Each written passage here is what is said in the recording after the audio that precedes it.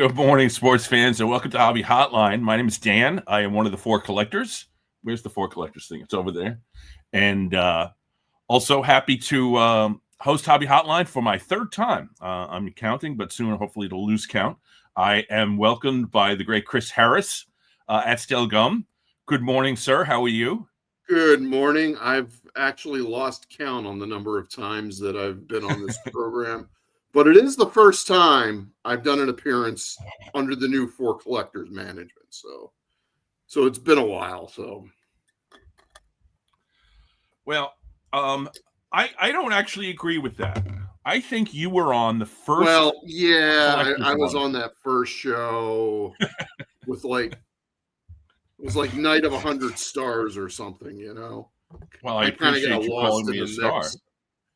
I was on briefly on that. Well, not briefly, maybe 15, 20 minutes, but I think I got enough of a time to get a rant in about PSA. So, all good.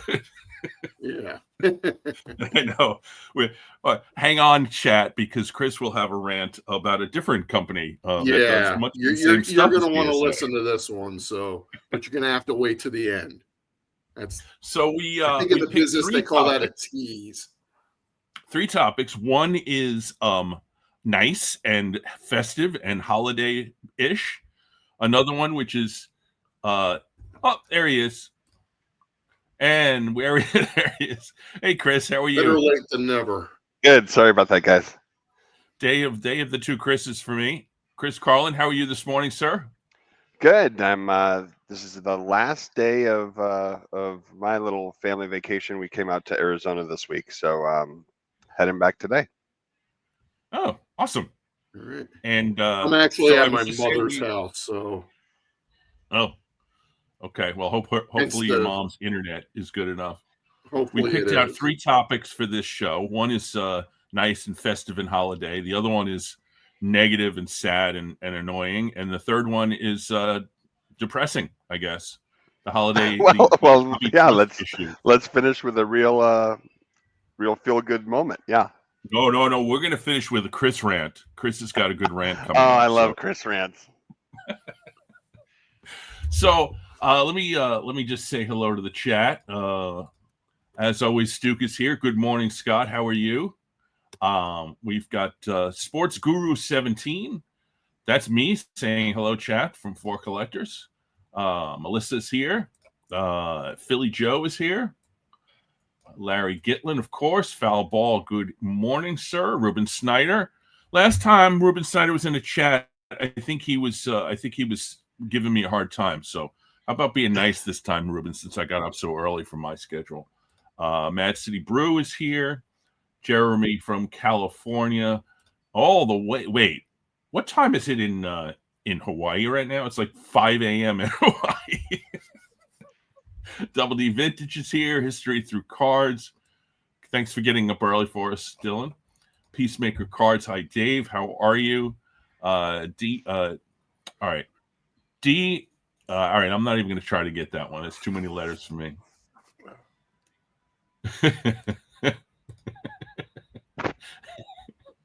25 to 40. There we go. All right. 6 a.m. Okay. All right, Chris is going right in with the Mookie Chilson. Hey, Mookie, how are you?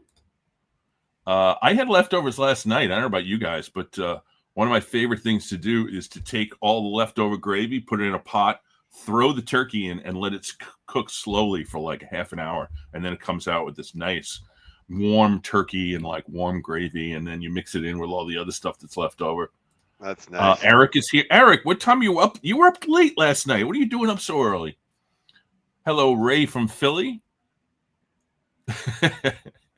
Phil Necro fan. Craig's Cards. We're all good. Jay Hawker Vintage. Mike, how are you? So I guess we'll start with you, Chris Carlin. Since you're on a family vacation, sounds like you're having a good time. And I want you to talk about your hobby. I've only had to break up 2 fist fights with my boys. So yeah, it's been pretty nice. Hobby thankfuls. Things you're thankful for in the hobby in this season. See, we got all the festive stuff all around the around the I guess it's the screen. Yeah, I was thinking about this actually on Thanksgiving. You know, the cards are great. The different collectibles out there are really fun, but for me, it's always the people.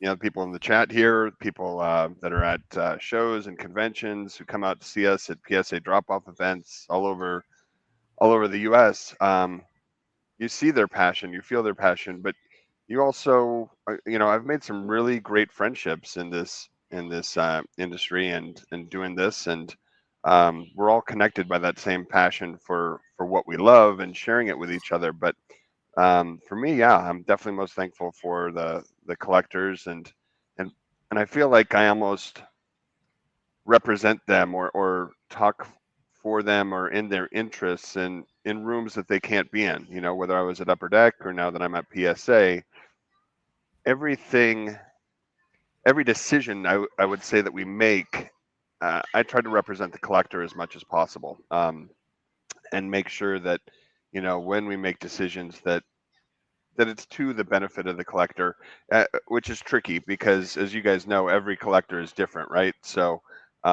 there's not just one type of collector out there. So even speaking up for people who collect in different ways or what have you is important to me. And a lot of that comes just from listening to customers. Just over the weekend, I was at a show, a drop-off event in Arizona, where a collector shared with me that they tried to have runs of PSA cards in tens that are sequential. So the certificate number, they put their submissions in a way so that their certificate numbers will all kind of be sequential, and they'd love to have it in tens. So that was unique to me to see that people collect in a way like that. And I shared those comments with our leadership team that, hey, we need to think about this. Are there other ways that we could offer sequential sequencing of certificate numbers for collectors? So there's a lot of things like that, but yeah, for me, it's the collector. Yeah, there are people that collect graded cards in ways that I would never think of. Like, I met one guy at a national a couple of years ago that was trying to collect what he called the 86 Jordan Rainbow. And what he meant by that, he wanted to collect a 10, a 9, an 8, Yeah. a 7, a 6, a 5, all the way down to a 1. Yeah. All 10 of them, a complete run.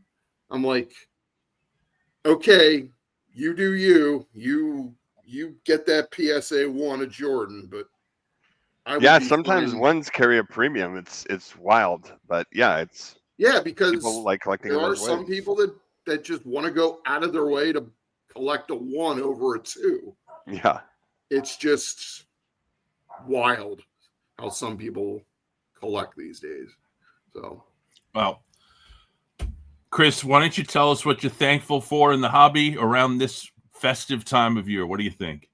I am thankful for the people that I've met in this hobby. I'll be honest with you. I'm on the spectrum, so it's kind of hard for me to make friends in real life. But card collecting has introduced me to a whole group of folks that I don't think I would ever even imagine meeting in real life. So I'm also thankful that for cards that I have an outlet that if I didn't have, I think might have led me down a different path. And what I mean by that is, I'll tell you a story. My mom and dad were selling their house in New Jersey, which is where the bulk of my collection was still located at. And my uncle, who lives a couple miles away, offered his basement to store my cards. And so I had rented a van and put all my collection in the van and transported it a couple miles to my uncle's place. And I'm taking, me, my dad, and my 2 brothers were taking all of my stuff out of the van and into his basement. And this young family comes up to me and it's like, those are baseball cards, aren't they? And I told them, yeah, it was either blowing all my money on this or blowing it all on heroin. And I meant it as a joke at first, but the more I think about it, if I didn't have cards and if I had all of this disposable income, what would I have spent it on? I might have spent it on something. I'm serious. I might have spent it all on drugs and alcohol. So in a way, I am thankful for cards. So kids, they Topps used to put this slogan on the back of the wax packs: do cards, not drugs. I'm glad that I did cards and not drugs. I managed to have a collection, but also have money for alcohol. So that's my problem, though. And Chris, you know, you could always make friends in the hobbies. Think, I made a lot of friends in the hobby, and I'm this cranky old man. So imagine that, you know. Well, I'm a cranky old man. Too, Chris can be cranky. Maybe not as old as you are, but I am cranky. Oh, you thanks. will find out later on. I can't wait for his rant. So yeah, I agree with you. Hobby folks, friends I would never have made otherwise. Friends all over the country. I went to Sacramento and hung out in somebody's home recently and had a great time and met his family. And, you know, I see guys in Philly and Boston and get to go to all these different places. And yeah, that's great. Strongsville, of course. And, you know, that's terrific. And yeah, that's my answer. But, you know, also Neo did a video the other day where he talked about, it might have even been yesterday, where he talked about how we should be thankful that, like, this is something that our lives allow us to do. Like, there are a lot of people who don't have the time nor the resources, nor the connections to be able to have a hobby where you can just, you know, collect pieces of cardboard with, you know, sports figures on them. And so it's thankful for a life. But the other thing that I was thinking about was the nostalgia part of it. Is, you know, a lot of my collection, it's all pretty much all vintage baseball, and a lot of it is based on, you know, my dad's favorite team, my uncle's favorite team, that kind of stuff. So it's also like, and cards that I collected as a kid. So it becomes a situation where I'm thankful also that I had a life at that time. Like when I was a kid and teenager, I had a good enough life that I can look back on it and be nostalgic for that. And to me, that's a blessing. So blessings in the you know, in the present day and blessings in the past. And those are the kinds of things that I'm thankful for. And of course, all the friends in the hobby that you guys mentioned. So now that we've talked about all the nice stuff, we're going to have to move into the bad stuff. So it's Probstein, the Snype thing. And I'm really interested to hear both of your thoughts on this, particularly, you know, given the recent sort of stuff. And I want to do, my friend Carlos broke this up in such a good way, like to think of it like two scandals at once. So the real part of it that's all confirmed and there's no, you know, allegations and all this kind of stuff going back and forth is that a website was created, the website failed miserably, and it was so bad that data was breached and people's data was made available. And that's a scandal. And that's a scandal that no one can say didn't happen or he isn't that way or whatever. So I think we need to know that the first part of this is a scandal and it's a terrible thing. And I don't know if the right procedures have been followed with regard to notifying all of the people whose data was breached or potentially breached. So that's one. The second part of it is the concept that in the data that was breached, there are allegations that, you know, many accounts that were connected to the owners of the company bid tens or hundreds of thousands of times on different lots and won many of them. And so that's a whole different thing. And I don't know that, I mean, I think the data, whether it's if it's reliable, yes, then that's a problem. Whether it's reliable or not is still a question. Probstein did do a phone call with a Pokemon guy named Catch 'em All and said that, yeah, he had created all these accounts. So I think there's some confirmation that some of that data may in fact be correct. That being as it may, the people who are investigating this will investigate it if they do, and will at some point learn whether that part of it is true or not. But first part is a scandal. Second part is a scandal that is still developing. So, Chris, I started with you, Chris Carlin, last time. Chris Harris, what are your thoughts on this? Do you have anything that you would like to add to what I just said, or let me know what your approach to this? It seemed to me that when he tried to create this Snype platform, that he kind of cut corners on security. And these days, a small army of hackers will find a way to get around any security that you have. So if this website could be hacked in less than a week or two, then you really either A, did not think of this, or B, if you did, you kind of cheaped out on the security part, and that's not a good look for anybody. Second of all, I think those emails kind of, I don't want to say that they did confirm, but came close to confirming that Probstein was bidding on his own cards, which is shilling. And as far as I'm concerned, this to me is a capital hobby offense. Once you're caught, it's the death penalty, straight to the chair in my book. I don't think anybody can really trust this guy again if he's bidding on his own stuff. I mean, why would you place a bid on anything tied to this guy if it has been confirmed that he shills his own stuff? And the question that I have is, why would you shill your own stuff? You've sold so much stuff on eBay. I mean, what's the figure? He sold like maybe at least $100 million worth of sales on eBay. Why would you jeopardize that just to get maybe $2 or $3 extra on a $20 card?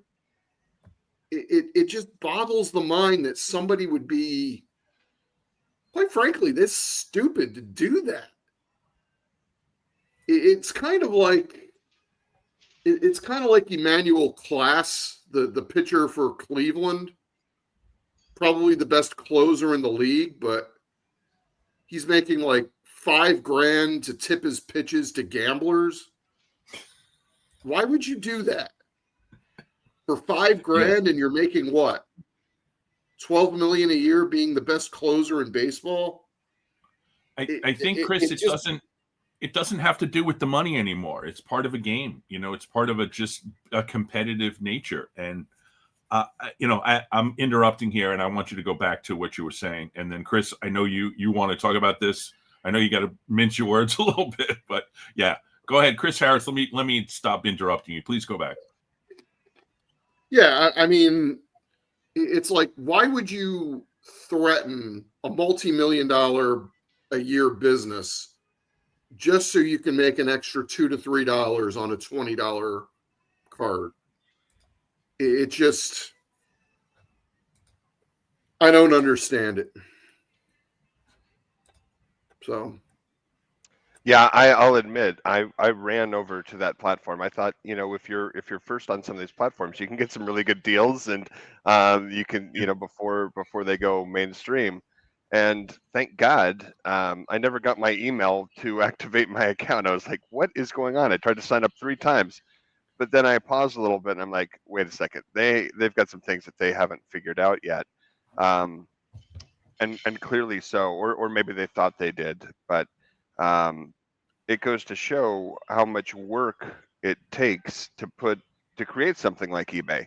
We can complain about eBay all we want, but at the end of the day, it's a pretty damn good platform. It's something that I think a lot of people can trust. And is there hijinks that goes on there? I'm sure there is, but What I've seen so far from the information that's come out on this is just a clear violation of trust. And you're not wrong, Chris, that that this should be something where collectors just swear him off, because in this industry, trust is so important, and collectors have very long memories. I have collectors that will talk to me about a damaged card they had at Upper Deck in 1997, and Chris, you couldn't help me out with that. Like, it's like there's certain things you can and can't do, um, and I hope collectors have this long memory with this, because there's other options, there's other ways to transact. Just because you see something really nice that's on his store, I think, I wouldn't touch it with a 10-foot pole myself, and I collect. So um, I I think that this will hopefully serve as an awakening for collectors to really look at who they're transacting with, and making sure that they can trust the people that they're dealing with. So yeah, I see this as egregious, awful. Everything that is being said out there are people's feelings. They're reacting to this, and um, I think it's important that we remember something like this, because collectors shouldn't have to go through this. Everyone's doing this as a hobby to take away from all the crap that's out in the world that they have to deal with. This is a lot of people's escape. It's their safe place, and when someone violates that safe place, I don't think they should. It should be easy for them to come back from that. So Dylan has an 18-year memory from a redemption. Yeah, no, those redemptions are real bastards. Yeah, I have a lot of people who were burned by different redemptions, and um, it's why I tried, when I had Upper Deck, to make that process easier with codes on cards instead of mailing the cards in, and giving collectors status on their cards. Like, the process had to get better and evolve, and now it still sucks, but it's, as long as people want autograph cards from athletes who are very busy, redemptions are always going to be a thing that we have to deal with. But sometimes you can get some good deals on them because people just hate them so much. So Ziggy has a good point here. And yeah, lots of complaints and thoughts, and but what are the solutions? Well, I don't know. I feel like, will there be any changes in charges in Snype? I don't know. That's hard to say. I talked about this as a Snype lawyer. is dead, isn't it? No, charges. Like, is he going to be charged with crimes? And my feeling is that there's two problems, or two things that are going to protect him. One is that he's in New Jersey. He would be prosecuted by the Northern District of New Jersey. The Northern District of New Jersey right now is a complete cluster.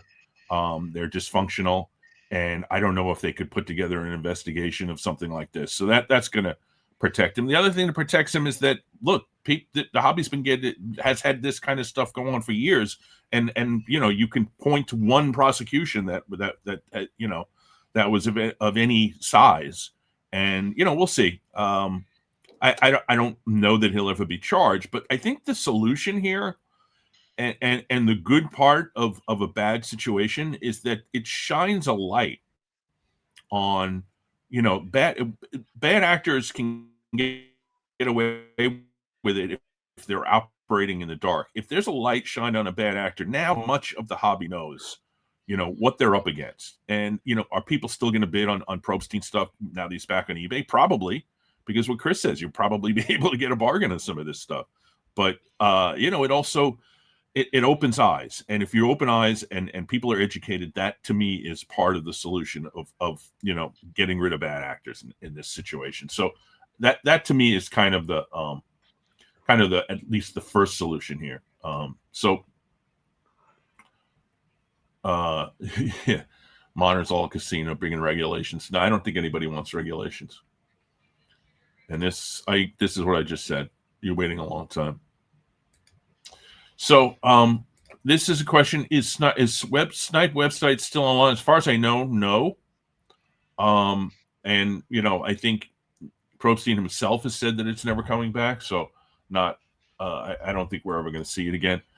But I never tried to sign up because I knew the reputation of the owner of the thing, and I didn't feel like there's enough. I have enough access to the cards that I collect that I don't need to necessarily sign up for a website that I don't trust from day one. So I mean, but not everybody is immersed in the hobby as much as I am. So there are people that maybe they learn about this and they're like, that name now means don't bid, don't go near them. And to me, that's a win. Name is mud, so as they say. Oh, here we go. We're on the big screens. Sorry for your Hey, Rex. sorry to see this mug. All right, here's a good question, and I think that this is part of the problem. Is eBay doing the right thing by allowing Probstein auctions again? No, of course not. But eBay isn't in it to do the right thing. They're in to do it the profitable thing. So, Chris, what are your thoughts on this? I will say eBay has been so much better over the last 3 years with regard to giving collectors access to provide feedback. I bought a card that was a very expensive card, and they contacted me and said that, hey, we noticed this damage to it. Do you still want to proceed with the sale?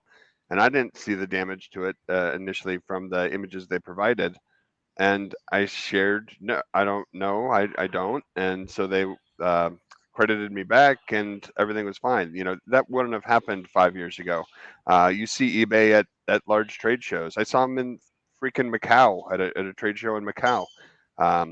So they're out there more. They're talking to collectors more. They're listening to collectors more. I know some really talented people from the hobby who have moved over to eBay. So I'm not saying that they're perfect, far from it, but at the same time, they are far better than they used to be. I've got to imagine that he's going to be on a fairly tight leash with regard to their platform, because they can't have a violation of trust.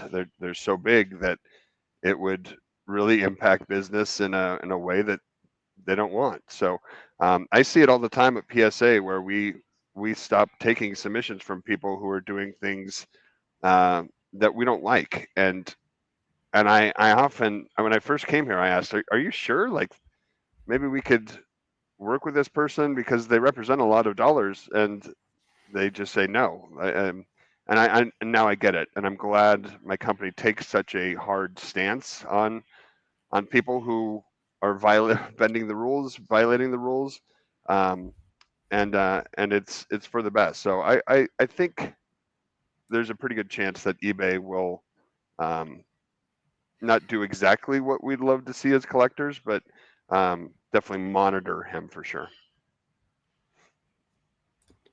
Yeah, I mean, I think this is a good point. If they were totally in it for the profit, they wouldn't have removed PWCC, added the authenticity guarantee. But look, it's still a company that the bottom line is how much money they're making. Probstein was one of their biggest sellers. Interestingly enough, with Probstein off, the biggest seller of sports cards on eBay is PSA. An interesting little fact. Yeah, and it's happened really quickly, where we tested this going from grading to selling out with Golden, and then we're able to do the deal with eBay. And for me, it's fantastic. I in January of this year, I listed about 26 cards for sale on eBay. It took me about 8 hours all in, taking pictures and doing the item descriptions and answering questions and shipping everything out. 8 hours of my time. And then in March, I did 150 through that I had graded and then sold on eBay through PSA's platform. Took me about 25 minutes, and got the funds in my account much quicker. So eBay also, you basically have to advertise if you want to get your items seen. So you're kicking down 15 to 20% there. So the amount that PSA was taking was less than that. So I felt like I was, because they're a bigger shop, there's more eyeballs on it. So yeah, I felt really good with the process. Our company's really happy with the relationship we have with them thus far. And our mission statement at PSA is to make collecting safe, easy, and fun. And that's what this relationship does. You don't have to worry about getting your cards back and then shipping them out for someone on eBay. It's safe that way. It's super easy. You could do everything from the app, and it's fun to see what your cards are selling for and after they're graded. So I'm really happy with that relationship. So Chris Carlin, you have some real big fans in the chat. I'm going to ask you a question. It might be a tough question. You might not be able to answer it. And I don't want to put you on the spot because I respect your long history in the hobby. Listen, first of all, any of my fans can come see me at any of these events. And I think when you're face to face with someone, you can tell they're sincere. You can tell their sincerity. I wouldn't be able to be in this industry unless I had a reputation that people could trust me, and I'm going to look out for them and take care of them, whether it be at Upper Deck or PSA. So, yeah, I'm not one to hide at events. So my question is this, and it's kind of a theoretical question, but I'm interested in your thoughts on it. PSA is essentially began as and still is a company that assesses the grades of a card. Essentially, it's putting a value on a card by putting a number on a card. And now when PSA gets into the mode of being also a seller, to me, that creates an inherent conflict of interest. Thoughts? I would say if we were making cards, that would be a conflict of interest. I think it's very dangerous what some companies are doing and have definitely talked about on the manufacturing side, purchasing grading companies. I think that would be a violation. But with regard to how PSA operates, the first thing I ask someone when they come up to visit me at PSA is what's your plans for these items? Why do you want to have them graded in the first place? And there's times where I'll tell people don't grade them. You know, if their plans don't align with and the cards aren't in a condition that's going to work out for what they're trying to do, I would rather tell someone not to use our services and explain why and be happy to have them be happy with that than have them use our services and it didn't accomplish what they were trying to do. So getting back to your question, I think that for collectors that are trying to find a path to liquidity, which collectors have told us they were trying to do over and over and over again, we're in this business to help them out. And that path to liquidity through our eBay partnership and now with PSA offers, PSA offers is incredible. It doesn't take any, I've got 2 offers on some cards I just had graded from dealers that don't have any fees associated with them. If I wanted to take the offer, I just press the button and I don't have to ship anything. I don't have to do anything. It's getting back to that safe, easy, and fun mission statement. So I think that, yes, I can see where you're saying that, but these divisions operate separately. Like a grader is not going to be the one who is working on selling a card for you on eBay. It's a whole different team, different process, different silos, more or less. So, Chris Harris, I have not asked you a question in a while, so I feel like I'm leaving you out, man. We're gearing up for his rant at the end. And any thoughts on the last couple of issues that we've talked about? So I guess this kind of dovetails into something that I wanted to ask Chris, because there you go. I know it's been a while since you've been on the show. And I guess about a month ago, there was that whole Jeff Wilson $4,000 upcharge story that was kind of big for a week. I have a few questions that I want to ask you about that. And I realize that you're not the one making the decisions about this. You're just the PSA spokesperson. Don't take these questions. Not a spokesperson, but go ahead. Yeah. Okay. So let's suppose I submit 2 cards to PSA. Okay. $28, 45-day turnaround, the lowest level of service that PSA offers. Okay, they get graded, and one of the cards now that PSA says is now valued at $50. Okay. The other is now valued, it got a 10 or something, and you now value it at $50,000. And you're going to upcharge me a couple $1,000s for this card. What exactly am I getting for that extra? You're getting, great, excellent question. You're getting the only comprehensive grade guaranteed offered in the industry. And just this weekend, a customer brought me this card, and I hope you can see it, but it's a Ty let me give Cobb. you a full screen here. It's a Ty Cobb T206, and you can see clearly that it came off the rails. Now, this was one that was done a while ago before we had all these new holders and innovations and things along those lines. Yeah, that's a super We old buy one. that card back for the current market value. And I see Nat sign these checks quite a bit. And for us, because we offer, PSA offers this comprehensive guarantee. If anyone was to say this card isn't authentic, the signature's not authentic, it's overgraded, undergraded, the card's damaged, once it's in our holder, we have this comprehensive grade guarantee to protect the customer. And that's why we have one chance to capture basically the insurance for what the item is in graded condition. And that's why PSA's pricing system is after the item has been graded. So I would much rather explain this than apologize to a customer because I work at a different grading company that doesn't offer that. And oh, by the way, you're screwed that your card's damaged.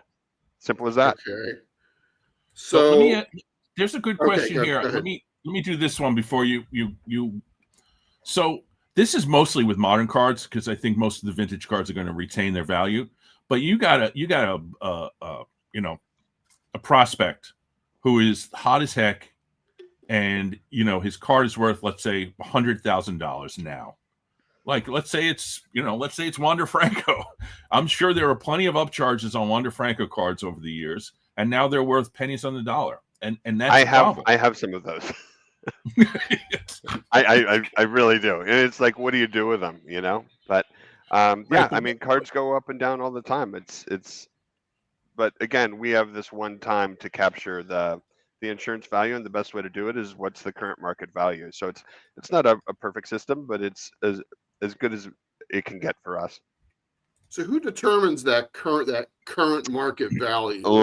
We purchased comps or we purchased Card Ladder for a reason. That's something that collectors uses all the time. And Chris McGill over there, Christina Thorson, they're fantastic at what they do. And I consider it a privilege to work for them. Honestly, after the first question you asked me is, what are you thankful for? And I said collectors, and I mean that. But a very close second are the professionals that I work with in this industry, and a lot of them at PSA and collectors. But I think Card Ladder is such an incredible tool for fans, but it's also something that we use in our business to help determine what something's true value is. Okay. Let me just answer this. I'm sorry, and I've now interrupted you 3 times, Chris. I'm sorry. Let me just answer this while I have a chance, because the reality is that if I'm hosting this show, I have a certain obligation to show respect to my guests, and my guests are here on their own time. No one's getting paid for this, and sharing their thoughts and their experiences.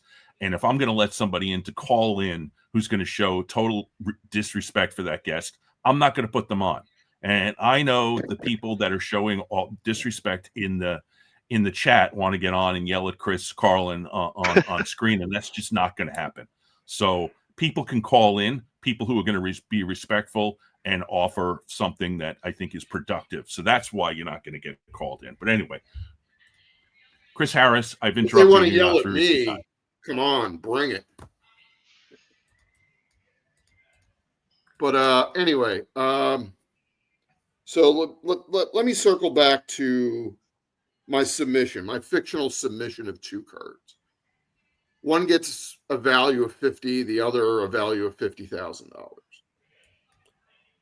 If I were to then immediately sell that $50,000 card through you guys, and it only sells for $20,000, do I get like a partial refund on this upcharge, or Honestly, what? I What if haven't you're wrong I about that haven't valuation? dealt with that situation before, but I'm sure you could contact our results team is the one that reaches out to collectors to let them know the values. And I know that I've been reached out to by them, and I ask every time I ask, show me the comps, what have you, that you're seeing before I agree to this. But I think when you agree to it, that's when the deal is done, Chris. So if you don't want to agree to it, you can have your card sent back raw and go your separate way. But yeah, I think once you agree to it, you agree to it. Okay. Is there anything else that you do with that card that justifies an upcharge? Anything else that's done to it, again, it's As holders. compared to the other card that cost $50. No, again, it's because of the grade guarantee, Chris. It's because we're ensuring that your card is at this level, covered by PSA's grade guarantee. So again, if anything ever comes up with it, you're protected. Just like the guy I showed you with the Ty Cobb card, he's going to be compensated for that, and we'll work it out from there. All right. Fair enough. I love this. I mean, I know there's a lot of questions about this, but one thing that I think most people don't realize is that price adjustments occur on less than 1% of PSA submissions received in. So everyone makes it out that it's some big deal, but it really doesn't happen as much as people think. Okay, well, you know what? There's hostility from a couple of people who are traditionally hostile, and people have problems with PSA. I am not a PSA fan. I'm just not going to vent it to Chris because Honestly, let me you're let not me my let me sounding tell you. board. Let me tell Yeah. you, I wasn't a huge fan before I came here, and I had a lot of questions too. A lot of thoughts that things were done a certain way. And quite frankly, I wouldn't work here. I just wouldn't unless everything was on the up and up. And I've seen and work alongside some amazing professionals who are very dedicated to helping collectors and dealers and making the industry safe. So I get it. I totally get it. I know hobby rumors and things like that spread like wildfire, but I Can't hope see. I hope some people can see that I've been in this industry for almost 30 years, and you can't have that type of longevity unless you do things the right way. And again, I would never work for a company that violated trust with customers. I'm a vintage baseball guy, so part of my problem with PSA is that they're not as accurate on vintage baseball as I would hope. The turnaround times are not great. And I had been an SGC fan for quite a number of years, and of course that's a little bit different. But that being as it may, this is the problem that you're going to have when you work for PSA and you come on a public forum. You're going to catch shit in the comments, and that's what it is. That's That's fine. the reality I don't think if we didn't have something like this, if we didn't have a way to engage and share, then yeah, why would you trust trust a company or a person? So I value these types of engagements because I think education comes from it, and that's why my whole role has changed. Where initially I was helping PSA's call centers get back online and help with efficiencies there, but now it's pivoted to being in front of customers every weekend at different shows and drop-off events throughout the United States and all across the world. And I think once you are in front of a customer and can have that free exchange of ideas and be able to talk to them about, here's why grading is important, here's why you wouldn't want to grade this. I think that that's when that trust can build, and the company does well and collectors do well. So again, we are at events all across the nation, and we usually do 3 different events a weekend. You can see them at psacard.com/events, and we're turning on more platforms that are always on.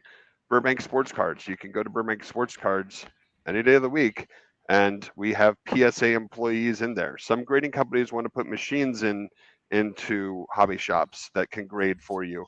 I want to put people. I want to put people that you can ask a question to, and they can give you a good answer. And I think that is what this hobby is all about, is the people. So Jason has a good question here, and I'm interested, both Chris's, your opinion on this. If there's been a shift, I think I feel it myself and with others, that if we are experienced enough to be able to be confident in the authenticity of the cards that we're purchasing, raw or ungraded, a lot of people are happy enough to just put them in a one touch and that's it. Great. Yeah, absolutely. Yeah. Again, like I said in the beginning, people collect a lot of different ways. PSA offers some things that help enhance the collecting experience. Our set registry program is one where Chris talked about, some of his best friends are in the hobby, and I, for me too, but I see real friendships develop out of that set registry, and they call it co-opetition. It's cooperative, that they help build each other's sets, but they're also competitive on who has the best sets. So, the PSA experience doesn't stop when you get your grades in. I think it just gets started. So I'm going to move, before we move on to our last topic, which is part of, we've already touched on it a little bit. I have a few starred comments for that, but let me just see. Do you have an answer for this one, Chris? Carlin, how the future of SGC? Yeah, we've just been letting SGC be SGC. The first thing I asked our president after the acquisition is, what am I going to be doing with this? And he said nothing. They're going to operate on their own as their own entity, and PSA will operate as PSA, and you just focus on what you do at PSA. So I haven't had one call, one meeting with anyone from SGC. Okay. So I start off 3 comments here. How can we trust any auction sites or bidding on eBay? Fix the fake comps. I don't believe cards of any true value. Comps are made up. So my feeling is that when I talked about trust in this situation, it was based on, and wanted to make that a topic, it was based on the events that have happened over the last few months. And my takeaway from a lot of this is that if shill bidding is as prevalent in the hobby as I believe it is now, that creates a serious problem as to what data is pure and what data is fraudulent that goes into comps. So we don't, there's poison in the pool of data that goes into making comps. And as Jeremy Lee says, there's a little bit of shill in every card. And the question is how much? And how much can we believe the comps that exist right now? And one of my trust issues is the cards that I've purchased over the last several years, some of them 4-digit cards, are based on comps that might have been put together with fraudulent data. And that's a problem for me. That's a trust problem for me. And now I'm thinking to myself, and I purchased less in the last couple of months because I'm not sure if the prices that I'm seeing are real prices or if they're inflated prices based on fraudulent data. That's one trust issue. The other trust issue is what was referred to before, which is auction houses. And when light has been shown on the small print in auction house terms and services or terms and conditions, it's shown that auction houses are doing a lot of stuff that a lot of us are very uncomfortable with. And it's a question of, are we going to be able to change the way that auction houses work, or are we going to have to speak with our wallet? And I guess the third trust issue is that some of the biggest people in the hobby might not be the greatest people out there. So that's what it is. You don't say. So I was just let me unpull that so I can see. Chris Harris, I really want to hear your opinion on this because I think you might have some strong ones. Yeah, I mean, this is nothing new. I mean, ever since I was a kid, and I'm a middle-aged man now, so this is going back a ways. This hobby has attracted a lot of unsavory elements that are just looking to make an extra buck out of something. So I don't know. I don't know how we can fix this problem or if it even is fixable, but you know, there's a lot of buyer beware out there, especially if you're buying something sight unseen on the internet. So, Well, I will say one thing that you know, as bad as the snipe situation was, what I did see and I thought was kind of cool about it was that they allowed video of the card to give you a better understanding of, you know, on eBay you can take pictures of the corners and things like that, but to actually be able to have that movement is something that I thought was pretty cool. And I think the evolution, you know, you look at a platform like Whatnot that didn't really exist in our space 10 years ago, and now people are doing their own little live impersonations of Ken Golden back in the day, and you know, trying to sell their items. So I think we'll continue to see the hobby evolve for the better. But shill bidding, it just feels like something we just always have to deal with, and I hate it. it's a shame Don West isn't around anymore. That's right. Don West would have the best Whatnot channel. Folks, you're going to want to get in on this. I thought we were going to get a lot of trust stuff. I thought we were going to get a lot of discussion on trust because I this has been rolling around in my head for months now. I think one of the things that and it's been going on for years and years and years, but on YouTube over the last, let's say, year, what people have started calling the eye appeal movement. And I know old timers are laughing at that. Yeah, we've always looked at eye appeal, but the concept that eye appeal is more important than the number at the top of the card, and that to me is an antidote to trust issues. But you know, now dealers are starting to pull into this, and now there's the eye appeal tax, and cards are now, you know, being priced higher based on eye appeal as opposed to just strictly on the number. And now it's no longer a way to get you know, to solve the problem of trust.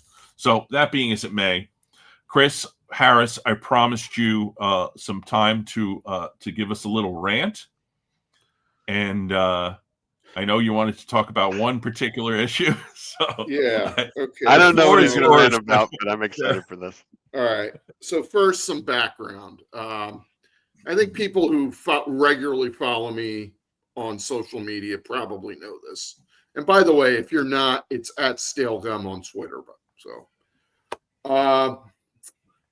I worked for the federal government for 12 and a half years as an economic analyst. And back in February, when the new administration started, I got a nice letter from a guy named Elon Musk making me an offer that I couldn't refuse. This was when Elon was running roughshod over doing whatever it is that he did. And apparently he didn't do much. So anyway, so I decided to take the buyout. I had many reasons to take the buyout, not the least of which the fact that if I were to get a job sometime in the summer of this year, I would continue to draw my government job and government benefits until the end of September. Double dipping, my own greed, basically. That didn't work out. I broke my arm over the summer, and for like a couple of months, I was unable to use a keyboard, which is kind of something that you need to do when you're looking for a job, typing out cover letters. If you saw me at the National, you might have noticed my arm was still in a sling. That was why. Okay, so I figure, somewhat of my experience, I'd love to have a job in the hobby. Who wouldn't? So back in June, this was right before I broke my arm, Beckett had a job posting that was, I think, right up my alley. They were looking for a data analyst with some experience who was able to program in Python and use something called R, which is a big data. I'm mostly a Stata guy. If you know, you know. R has kind of come, it does really the same thing. But this is a job that was tailor-made for someone like me, okay? And I applied and I patiently waited. I waited for a call. I waited for a Zoom meeting. I tried to talk to somebody at the National about this job. Nothing. I even went on to LinkedIn and started following their HR guy and started giving him messages. Hey, can you give me an update on this job? Nothing. So about a couple of weeks ago, I finally got something from Beckett, an email. This is the email right here. I don't know if you can see this. Let me put you on. Show it again. Okay. Can you see that? There you go. Actually, it looks like it's backwards, but I'll we can see it. We can read it. Yeah. It's a rejection letter. I've literally gotten hundreds of these over the last couple of months. They all say the same thing. Thank you for your interest in this job. You made it tough, but we were impressed with your qualifications, but we've decided to move along. Best of luck in your future endeavors, blah, blah, blah, blah, blah. Like I said, I've literally gotten hundreds of these things. I know the script by now. And they're all being sent from a no reply email that is not monitored. So I can't ask them why they decided to move on from me and choose someone else. So this is the reason, this letter is the reason why I've decided, I asked for this time, because the wording, I just couldn't believe the tone deafness. I will read you the first sentence, okay? Dear Christopher, thank you for your interest in the data science position at BKX Holdings, LLC. I guess that's apparently what Beckett is now. I thought it was Collectivists or just Beckett Media, but it's now BKS. Okay. Thank you for your interest at BKX Holdings and for taking the time to meet with our team.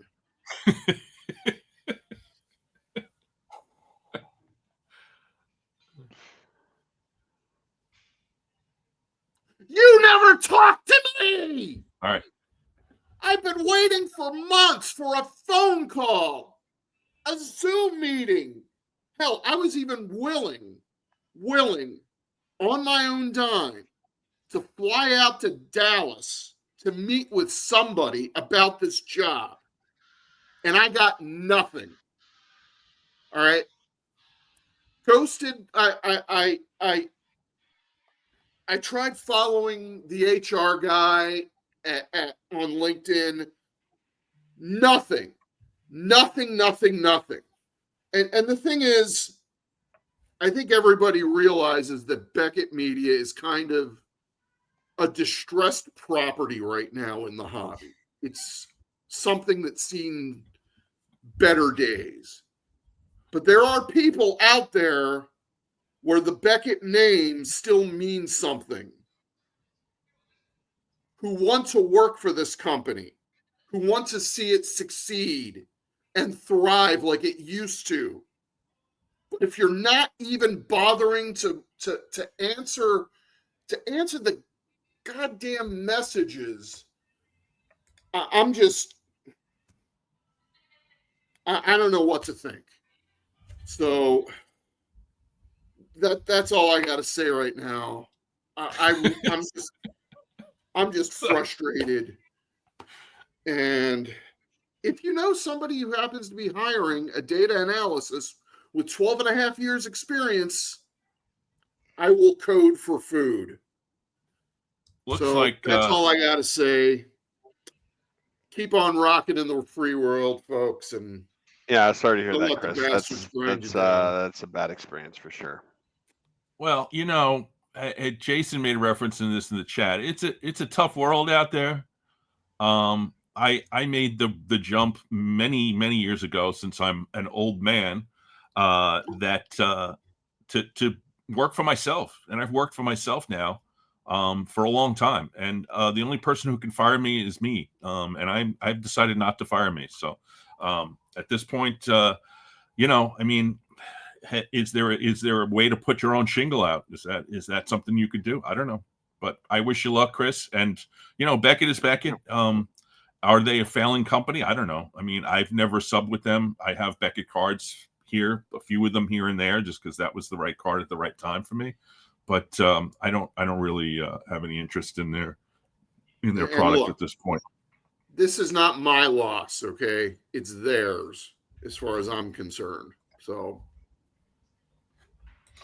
well, thank you, Mad City Brew.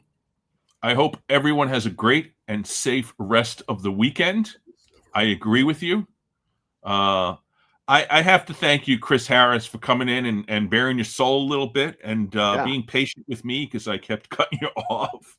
That's all right. But thank you for giving me the time to rant. So, well, it's you asked for it and you got it, and like I said, you were patient with my interrupting you, and in future Hobby Hotline episodes, if we're together, I will certainly not do that anymore, and we'll give you the floor a little more. Chris Carlin, Chris, where are you based out of? Delaware. Okay. I think we had this conversation before. Well, let's keep it going. Hey, I wouldn't mind living in Jersey I'll take your call. I wouldn't mind it. There you go. I think we got an interview coming. There you go. Chris Carlin, I know you took a lot of shit in the in the chat, and I tried to at least filter a little bit of it. That's why I like doing this show. It gives. But in the end, I took more than you did. So there you go. It's on me. I appreciate you coming on and your openness, and you're willing to talk about a lot of different things. And I know you're a good guy. You've been a good guy for many years in the hobby, and I hope that we can spend more time together on Hobby Hotline in the future. Absolutely. Thank you, John Newman, for sticking up for me in the chat and being in the bullpen if anybody wasn't able to make it on. But we're a little over an hour now, so I'm going to call it at the end of a show. I really appreciated both of you gentlemen, the two Chris's, coming on and adding a lot to the conversation. The chat was lively, sometimes not so good, sometimes really good, some really good questions and comments. So thank you, everybody. This has been Hobby Hotline. We'll be back next week. I am not the host next week, but I will be in the end of December. So hopefully you guys will join and give me plenty of crap in the chat from now on. So anyway, folks, take care. We'll see you soon. All right, take care.